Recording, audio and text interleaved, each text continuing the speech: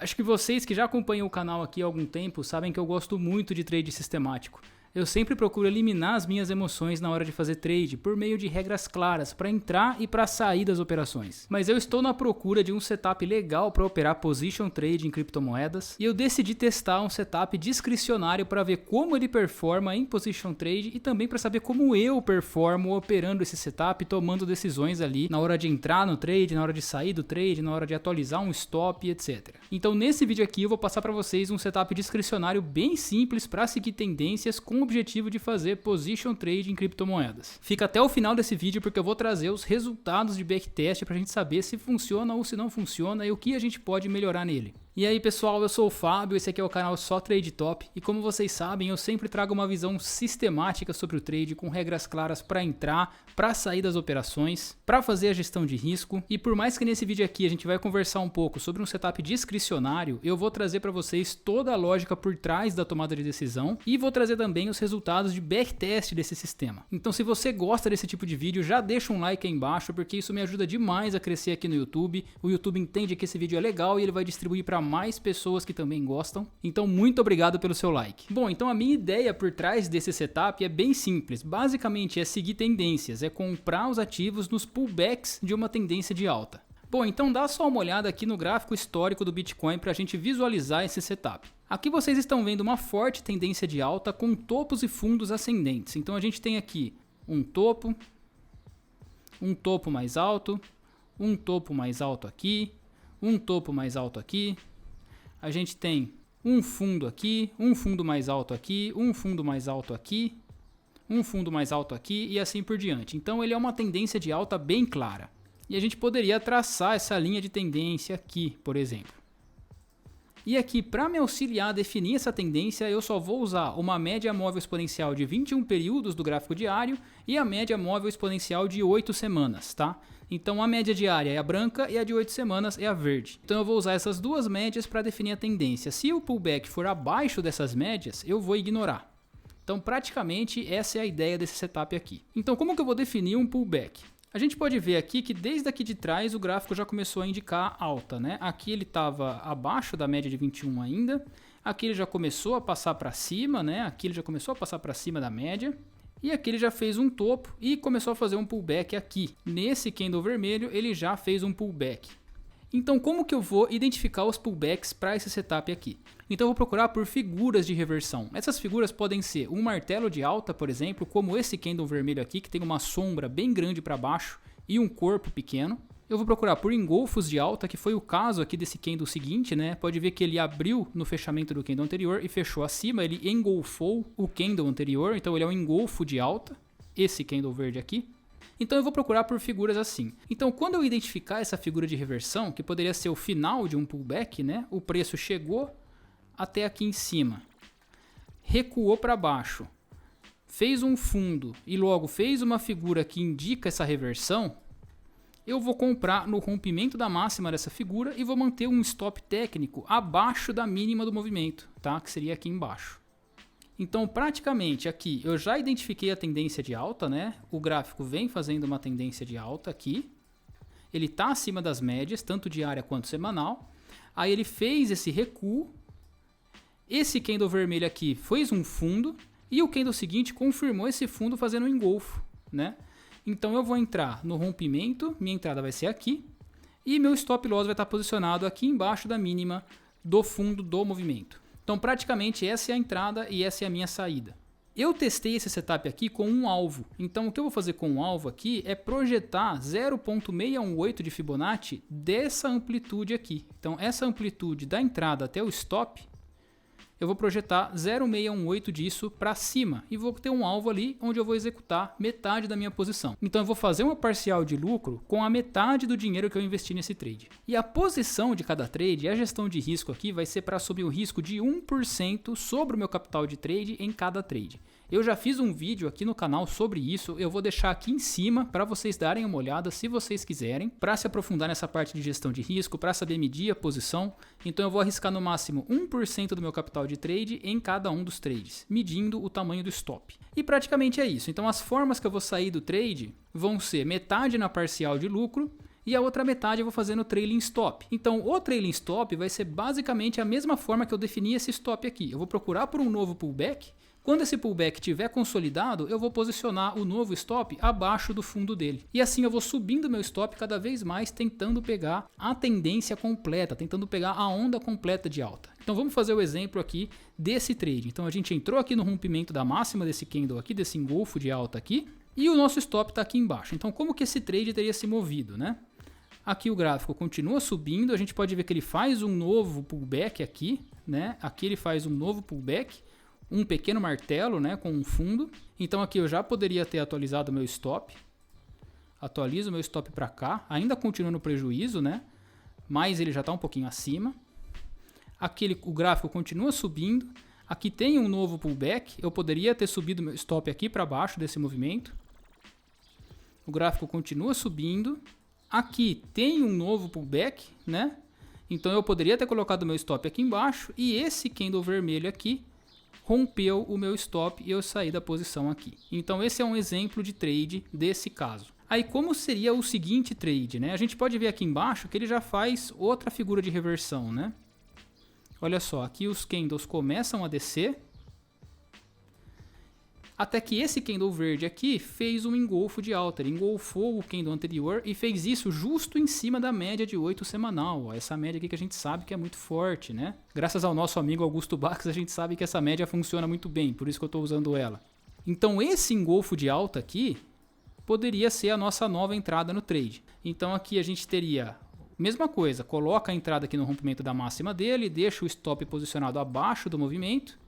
Entramos aqui no rompimento da máxima e a gente foi embora no trade e aqui a gente segue a mesma coisa, né? Atualizando o stop para novos fundos que o gráfico vai fazendo, né? E quando ele romper esse fundo a gente sai do trade. Então aqui teria outro fundo e assim por diante. Nunca colocar o stop exatamente na mínima do movimento, né? Sempre colocar um pouquinho abaixo para ter uma margem de segurança, porque às vezes o preço chega até lá embaixo e depois volta. Então é sempre bom ter uma margem de segurança para manter esse stop grande, para a gente não sair do trade nesses pipocos do preço e tentar sair somente quando realmente tem uma reversão de preço. Então basicamente esse aqui é o setup que eu usei. Então esse setup aqui é um setup seguidor de tendências clássico, né? Muitos autores falam desse tipo de setup, de você entrar no rompimento de um pullback, para sempre entrar numa tendência a um preço um pouquinho mais baixo, um pouquinho mais seguro. E com esse tipo de técnica a gente consegue manter os stops curtos, né? Porque sempre a gente deixa o stop um pouquinho abaixo do fundo, né? Do fundo anterior. Os pullbacks não foram a única coisa que eu usei para definir as entradas. Eu sempre olhei para as linhas de tendência do gráfico. Eu sempre olhei para algumas figuras, por exemplo, se estava formando um triângulo simétrico ou um triângulo assimétrico, esperando o rompimento do triângulo. Mas eu sempre me guiei pela linha de tendência, pelas duas médias que eu falei para vocês, e por esses períodos de congestão, eu olhava se estava formando um triângulo, se não estava. Eu esperava o rompimento dessa figura, logo a confirmação do rompimento pelo pullback em cima desse rompimento, e aí eu entrava. Então esse foi o backtest que eu fiz. E para mim, o maior desafio aqui foi a parte psicológica, até fazendo o backtest. Porque eu fiz o backtest usando a função replay do TradingView. Quando a gente usa essa função replay, a gente não consegue ver o que o gráfico está fazendo dali para frente. É como se a gente estivesse operando manualmente ao vivo. O gráfico vai até aquele candle e você tem que tomar decisão se você entra, se você sai, se você atualiza o stop ou não. Então eu fiz esse backtest dessa forma. E eu realmente senti a pressão na hora de tomar as decisões. Porque a gente nunca sabe se o pullback já acabou, se o candle de reversão que foi feito realmente foi uma reversão do pullback ou se esse pullback vai continuar corrigindo. Então eu tentei simular ali a operação na prática real o máximo que eu pude para fazer esse backtest aqui. E eu fui registrando trade por trade em uma planilha. Olha só, então nessa planilha aqui eu registrei a data inicial do trade, a data final do trade, o valor da banca no momento do início do trade, o valor de entrada do trade, o valor do stop inicial, o risco que eu quero assumir nesse trade, então 1% em todos. Aqui ele já calcula o tamanho da posição com relação à banca para eu assumir esse risco de 1%. Então nesse primeiro trade aqui seria uma entrada de 8% da banca. Logo aqui o alvo parcial, quantos por cento eu realizei nesse alvo, o valor do alvo e aqui o preço final da venda. Como eu vou sair do trade totalmente só pelo stop, né, que eu vou atualizando o stop, então aqui é o preço final, o preço que atingiu o meu stop e saiu do movimento. Logo aqui eu tenho o resultado em dólares do trade, para uma banca de $1.000, esse primeiro trade teria dado $11 de lucro. Logo aqui eu tenho o resultado do trade em porcentagem, né? Então esse primeiro trade aqui rendeu 14,47%, e esse resultado sobre a minha banca de $1.000 foi de 1,15%. E aqui eu vou calculando o drawdown de cada trade, caso esse trade seja de perda, para eu poder calcular o drawdown máximo desse backtest aqui. Então eu fiz isso para todos os trades. Pode ver que teve alguns casos, né, como esse trade aqui embaixo, o trade número 7, se eu não me engano, ele não chegou a alcançar o alvo parcial, ó, e ele saiu direto no stop. Então tiveram alguns casos assim, se eu não me engano foram 2 trades somente que saíram direto no stop, ó. Sim, foram 2 trades. E o resto a gente conseguiu fazer parcial em todos. E aqui a planilha traz pra gente os resultados gerais desse backtest aqui. Então o início do backtest foi em setembro de 2017 e o último trade foi agora em novembro desse ano, dia 16, ontem, para ser mais específico. Foram 4.13 anos em total. Esse backtest teve 29 trades.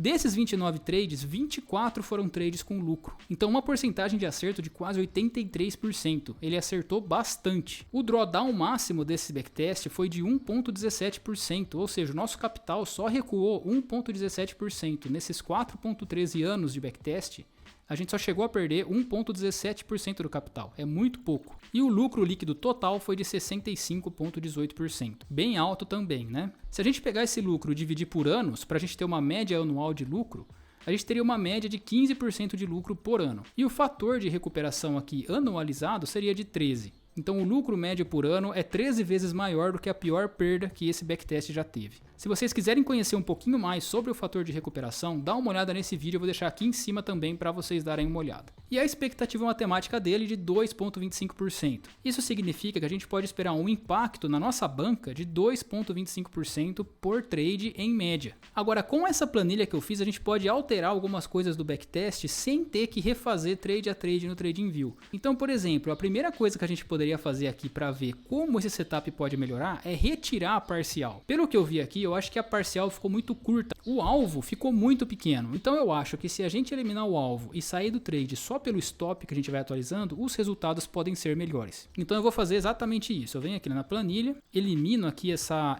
coluna H de posição parcial executada. Então eu vou tirar isso aqui e agora ele só vai sair pelo valor da venda final, só pela atualização do stop, e ele vai ignorar o alvo 1. Com isso, a gente já consegue ver algumas mudanças aqui no resultado final do backtest, nos resultados gerais. Então a primeira coisa que a gente vê é que a porcentagem de acerto diminuiu bastante. Caiu de 82%, quase 83%, para 62,5%. Continua acertando bastante, são 19 trades com lucro de 29 trades, então ainda continua acertando mais do que errando, mas diminuiu 20%. O drawdown máximo aumentou de 1,17% para 3,5%, mas o lucro líquido também aumentou bastante, de 65% agora passou a 129%. Mas o lucro líquido aumentou em uma proporção menor do que o drawdown, então o fator de recuperação diminuiu de 13 para 8%. E a expectativa matemática subiu bastante, de 2,25% para 4,5% por trade. Então a gente pode esperar uma média de lucro por trade de 4,5%. Agora, uma outra alteração que eu quero fazer aqui para ver se melhora ainda mais é com relação ao tamanho da posição. Como ele foi um setup que ele está se mostrando acertar muito no tempo, 62% de porcentagem de acerto, e um drawdown tão pequeno de 3,5%, eu quero aumentar a minha exposição por trade. Então, se eu vier aqui atrás na planilha e colocar 2,5% de risco em vez de 1% de risco,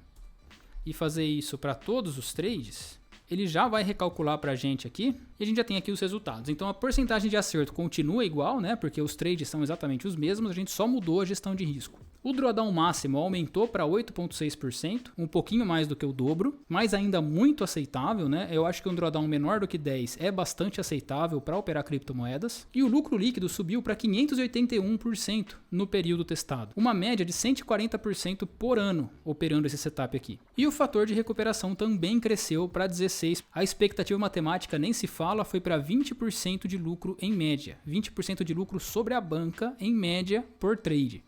Bem alta, né, a expectativa matemática aqui. Então, por mais que esse backtest aqui tenha dado um trabalho gigantesco para fazer, eu perdi quase o dia inteiro ontem para fazer esse backtest aqui. Vocês viram aí de uma forma muito acelerada no vídeo, mas registrar os trades nessa planilha facilitou muito agora para a gente poder manipular os dados e ver como melhorar esse sistema sem ter todo o trabalho de refazer o backtest. De forma geral, fazer esse backtest aqui usando a função replay do TradingView me ajudou bastante a sentir na pele como é operar um sistema discricionário. Por mais que eu tenha usado o gráfico histórico que já aconteceu, usar essa função replay do TradingView ajuda bastante a gente a tomar essa decisão quente, né? A tomar essa decisão na hora, como se fosse o gráfico real, sem ver o que vai acontecer dali pra frente. Então eu gostei bastante dessa experiência, pretendo fazer mais para eu ir acumulando experiência sobre setups discricionários e talvez até melhorar a forma com que eu vejo setups sistemáticos. Talvez fazendo esse tipo de teste eu veja alguma coisa que antes eu não conseguia ver. E quem sabe um dia até colocar um setup discricionário em prática. Fazer ali algumas entradas manuais para ver como é a minha performance operando dessa forma, comparado aos setups sistemáticos que eu já uso. A principal dificuldade que eu vi ao operar esse setup aqui é a ansiedade na hora de atualizar o stop loss. Quando o gráfico está subindo muito forte, a gente fica na ansiedade de subir o stop loss sem ter algum fundamento por trás, sem ter feito alguma correção ainda.